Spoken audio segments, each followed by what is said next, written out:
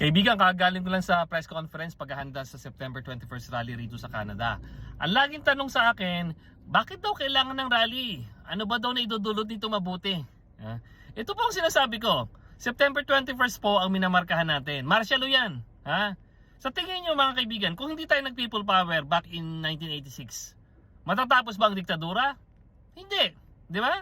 At marami pang bagay mga kaibigan sa Pilipinas, dito sa Amerika at sa Canada na nasisimulan po dahil may malaking rally. Dahil pag may malaking rally po, nakikita diyan ano yung hangarin natin, ano yung dinidemand natin. In this case sa kay Bongbong Marcos, ang gusto natin, magkaroon ng hustisya. Lahat ng mga kurakot mula sa panahon ni Duterte hanggang kay Marcos, mula senador, mula kongresista at mga inhinyero, dapat managot. Isauli ang mga nakaw, alisin ang political dynasty. Malinaw yan mga kaibigan.